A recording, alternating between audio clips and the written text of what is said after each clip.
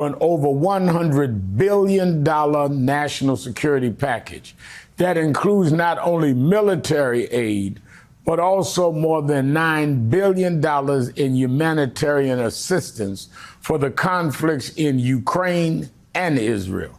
The funding for Israel would provide security support, bolster efforts to secure the release of hostages, and extend humanitarian aid to civilians affected by the conflict.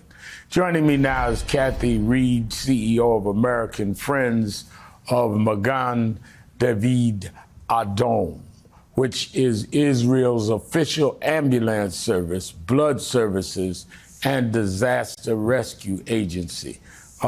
Let me ask you this, Kathy. Your organization relies on support from donors, including those from the United States, to keep your general operations going. You don't take government support. What is the main need on the ground in Israel right now? Well, certainly for our organization, which is really a combination, if you think about it, the American Red Cross, plus every EMS service in this country, plus every blood bank in the United States. If you combined all those together, that would be the equivalent of Magen David Adom. Right now, we've lost 10 EMTs and we've had 14 ambulances put out of service. Of those 10 EMTs, 3 were murdered while they were treating patients. What we need are replacement ambulances, supplies for treating patients, for the blood bank. The building you see behind me is the world's only underground and shielded blood bank, opened last year and funded by Americans. We need blood bags. We need equipment for processing blood.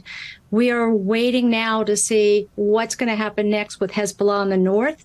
They've already been evacuating cities and towns, and we know that it's a possibility that things will get much hotter before they get easier. So ambulances, blood bags, wound treating equipment, flak jackets and helmets.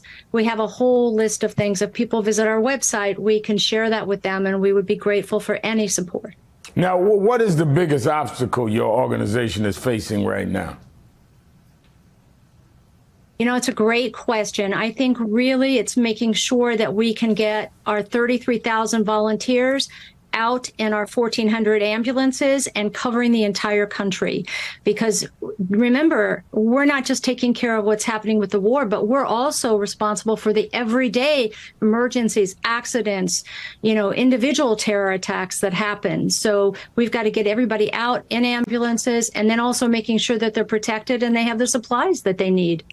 Since the war began, more than 1,400 people have been killed in Israel, mostly civilians killed in Hamas's initial assault. And in Gaza, more than 4,700 Palestinians have been killed, according to the Gaza Health Ministry run by Hamas. Can you talk a bit about the human toll this conflict has taken so far?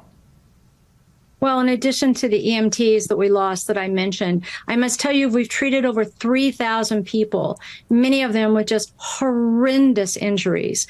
And that's on the human side of the victims. But think also about these 33,000 volunteers and what they face when they're seeing these horrific, brutal, you know, terrible attacks that have happened and how they're trying to process that and deal with that and then go on and get right back out in the field and continue to try to save lives. The toll is across the board. Thank you very much, Kathy Reed, for being with us.